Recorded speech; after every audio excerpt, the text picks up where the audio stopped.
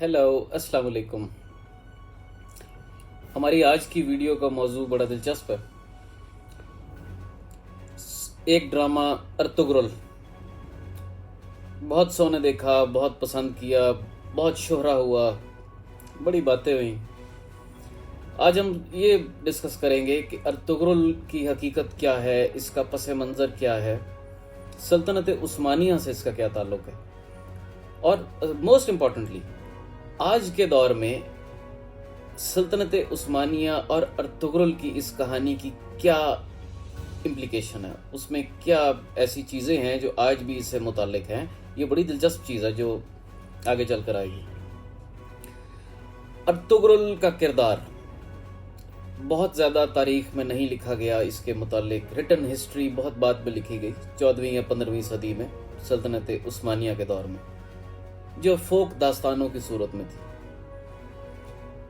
लेकिन जो हम तक पहुंचा है, दुरुस्त है या कुछ मुबालगा है, वो इस तरह है कि अर्तुगरुल ख्वारिज़्म की सल्तनत जो सेंट्रल एशिया में मौजूद थी, वहाँ से ये कई कबीला माइग्रेट करके मंगोलों के खौफ से इस जगह पर आता है जो अनातलिया के करीब का इलाका है, जो आज तुर्की का हिस्सा है। इनके एक तरफ यानी इनके मगरिब में बाइजेंटाइन एम्पायर, जो ईस्टर्न रोमन एम्पायर का तसलसल है, और कस्तंतुनिया यानी आज का इस्तांबुल उसका कैपिटल सिटी है। जबकि शुमाल मगरिब में टेम्पलर्स मौजूद हैं, जो एक और ईसाई रियासत है। टेम्पलर्स बुनियादी तौर पर वेस्टर्न यूरोप से आए थे। ये वो थे जिन्होंने मुसलमानों की एक और बहुत बड़ी सल्तनत यानी उंदलस की सल्तनत के साथ बहुत अरसा लड़ाई की, और 500 साल के बाद जब उंदलस की सल्तनत ख़त्म हुई तो फिर इन्होंने वहाँ पर एक क्रिश्चियन टेरिटरी कायम की, फिर वहाँ से मूव होकर इधर आ गए, और ये आपस में भी लड़ते रहते थे, ईस्टर्न रोमन एम्पायर और टेम्पलर्स, क्योंकि इन दोनों के बिलीफ्स में थोड़ा फ़र्क था, इन दोनों के मकासद में फ़र्क था। तो इस इख्तलाफ की वजह से ये आपस में भी अक्सर नबरद आजमा रहते थे। दूसरी जानिब यानी मशरिक में सल्जूकी बादशाहों की हुकूमत थी। सल्जूकी शहजादे वहाँ छोटी छोटी रियासतों में बटे हुए थे, लेकिन बुनियादी तौर पर एक ही बादशाह के वो खराज गुजार थे या उसकी अतात करते थे। वो मुसलमान सल्तनत थी। मंगोल और तातार ये दुनिया में मशरिक की जानिब बहुत तबाही मचा चुके थे। चाइना, उसके बाद ये ख्वारिज़्म की सल्तनत, फिर पर्शियन एम्पायर, इस सब को तहबाला करने के बाद ये इस हिस्से में पहुंच चुके थे जो आज के मौजूदा तुर्की और उसके आसपास के कुछ यानी मुल्कों में आता है।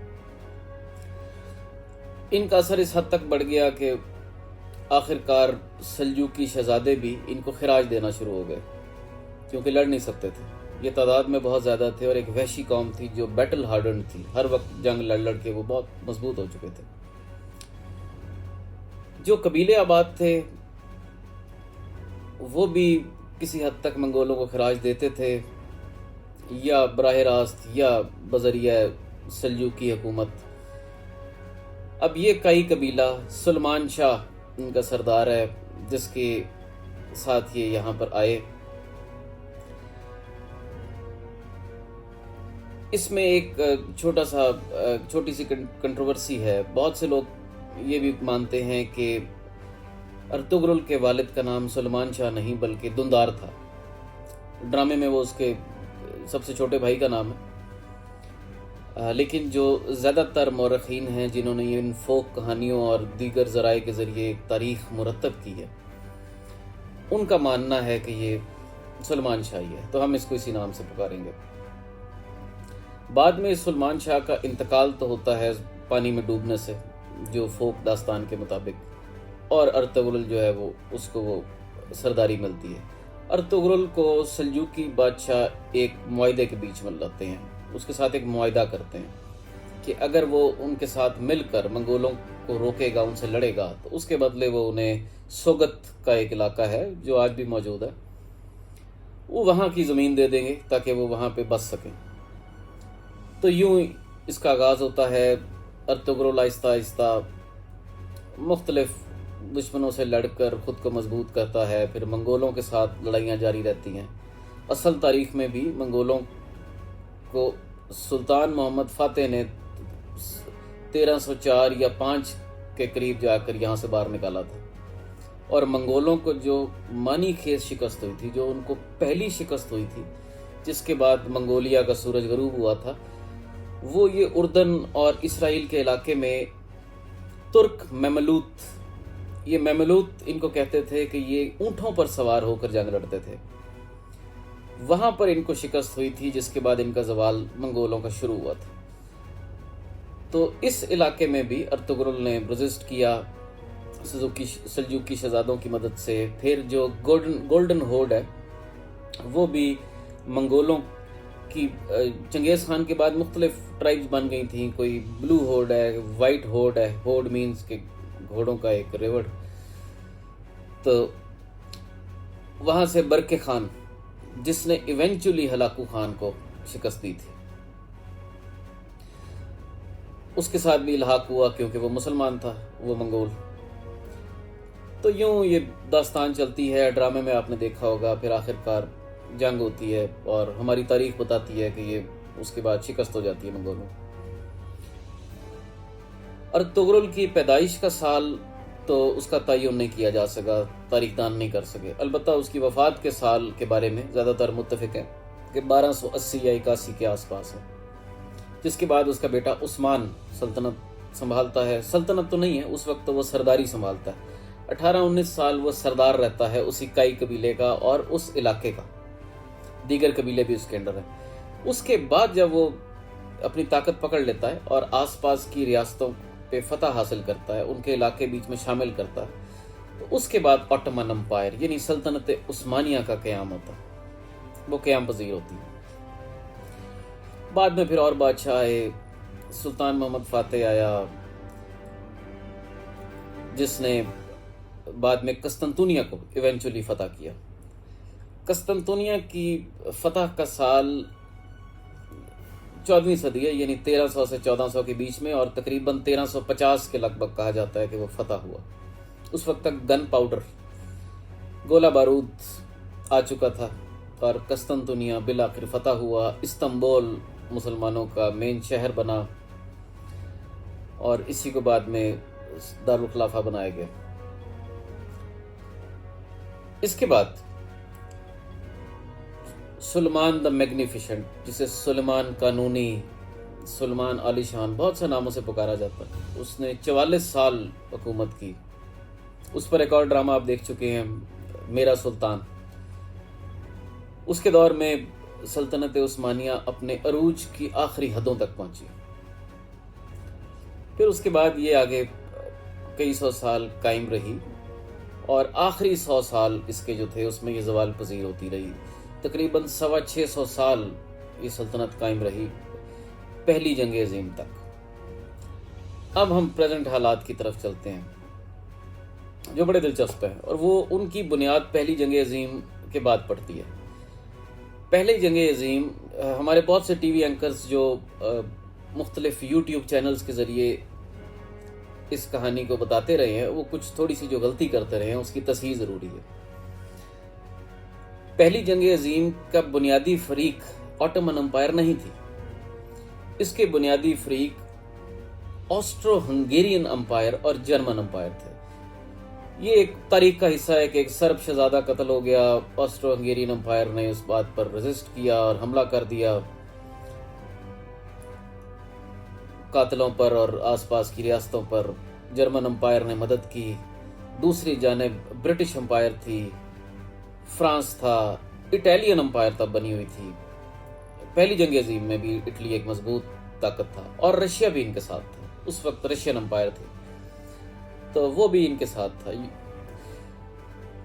ऑटोमन एम्पायर को किसी न किसी तरीके से इन्वॉल्व कर लिया गया क्योंकि ऑटोमन एम्पायर के बहुत सारे इलाके यूरोप में मौजूद थे। जी हाँ, यूरोप का भी कुछ हिस्सा ऑटोमन एम्पायर की सल्तनत का हिस्सा था। तो मजबूरन कूदना पड़ा। इस वक्त तक सल्तनत उस्मानिया अपनी पुरानी ताकत खो चुकी हुई थी। इसकी नेवी जो उस दुनिया की सबसे ताकतवर नेवी शुमार होती थी, बहरी बेड़े इसके बहुत ताकतवर थे, वो उनमें वो ताकत नहीं रही थी। ब्रिटिश एम्पायर ने खुद को इम्प्रूव कर कर दुनिया की सबसे बड़ी बहरी ताकत बनने का एजाज़ हासिल कर लिया हुआ था। तो उस वक्त ये एक्सेस जो था ये कमज़ोर था, एलाइज बहुत मजबूत थे। शिकस्त हुई 1919 में, तकरीबन ये वर्ल्ड वॉर ख़त्म होती है। उसमें फिर एक वो अलहदा कहानी है कि स्पेनिश फ्लू का इसमें क्या रोल है, किस तरह वर्ल्ड वॉर ख़त्म करने की एक वजह स्पेनिश फ्लू भी बना जिसमें करोड़ों लोग मरे। जंग अज़ीम के बाद लीग ऑफ नेशंस बनाई गई। 1922 में 1923 में गालबा 1923 में एक ट्रीटी साइन हुई, ट्रीटी ऑफ वर्साइल्स। इसमें ये दोनों जो फरीक थे, जिसमें एक्सेस के ममालिक शामिल थे और एलाइड पावर्स थी, इन्होंने मुआहदा साइन किया, जंग बंदी हुई। अलबत्ता सल्तनत उस्मानिया एक बड़ी सल्तनत थी, इसके लिए अलहदा से एक मुआहदा किया गया जिसको ट्रीटी ऑफ लुज़ैने या उनकी जो मकामी ज़ुबान है लोहाना बोला जाता है, वो एक शहर है स्विट्ज़रलैंड का, वहाँ पर ये ट्रीटी हुई। उसके मुताबिक तुर्की के ऊपर कुछ पाबंदियाँ लगाई गई और कुछ शराइत मनवाई गई।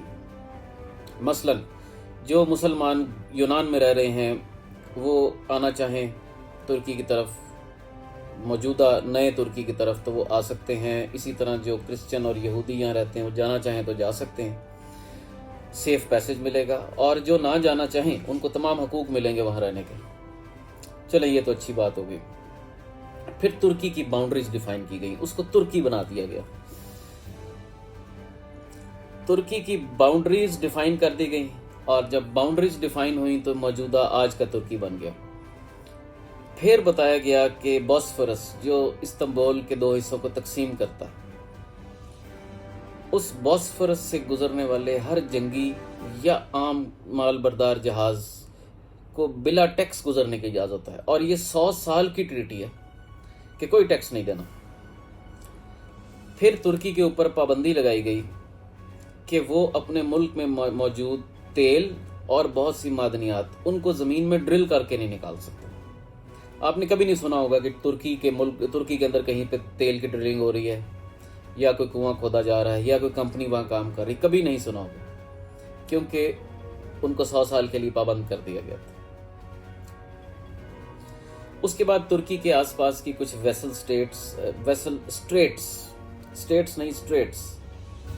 कुछ रास्ते, समंदरी रास्ते और कुछ आसपास की जो उनकी और काबिज इलाके थे वो उनसे ले लिए गए। लेकिन वो बाद में 1932 में एक दूसरी ट्रीटी हुई, गालबन 1935 में शायद, क्योंकि दूसरी जंग अज़ीम सर पे आ रही थी और तुर्की की ज़रूरत थी दोबारा से अमेरिका यानी सल्तनत बरतानिया को, तो उन्होंने तुर्की की वो शराइत मान ली।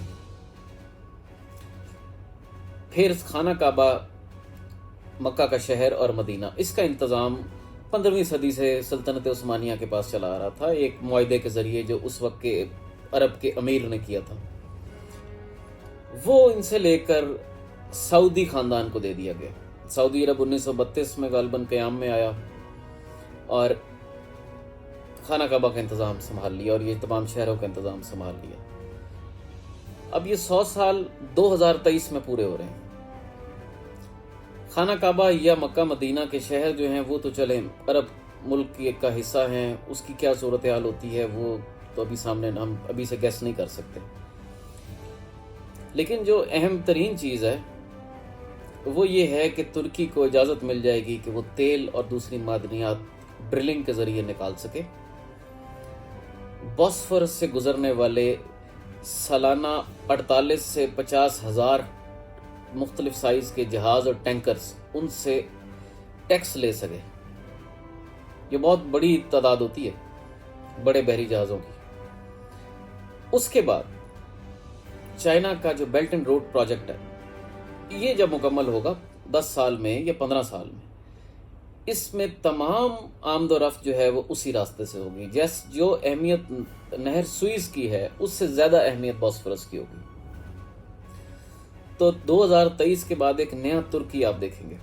इसीलिए तैयब अर्दगान और उनकी बेगम जहाँ कहीं मुसलमानों से मुतालिक कोई वाक़या या कोई मसला होता है वो ज़रूर जाते हैं। मलेशिया में एक कॉन्फ्रेंस करवाई गई, पाकिस्तान तो नहीं जा सका सऊदी अरब के ब्लैकमेलिंग ये रोकने की वजह से, लेकिन उसके पीछे भी तुर्की का हाथ था, मुस्लिम ममालिक को इकट्ठा करना और दीगर हम ख्याल ममालिक को साथ मिलाना। तुर्की ने अपने आप को इकनॉमिकली, मिलिटरली और बाकी तमाम लिहाज से मजबूत कर लिया है। एक रिच हिस्ट्री और बहुत रिच कल्चर तुर्की का पहले ही खासा है। तो अर्तुगरुल ड्रामे को पाकिस्तान में दिखाने के क्या मकासद हैं, अब आप उससे अंदाज़ा कर सकते हैं कि दुनिया किस तरफ जा रही है, क्या तब्दीलियां आ रही हैं। चाइना इंडिया की इंटरवेंशन के बाद ये चीज़ें कितनी अहमियत की हामिल होंगी 2023 में, तो ये हम आगे देखेंगे। हो सकता है कुछ बातें अभी तफसील से ना बताई जा सकी हों, वो आप डायरेक्टली पूछ सकते हैं। तो बहुत शुक्रिया, वीडियो काफ़ी लंबी हो रही है, तो अभी इसको यहीं पर ख़त्म करते हैं। अल्लाह हाफ़िज़।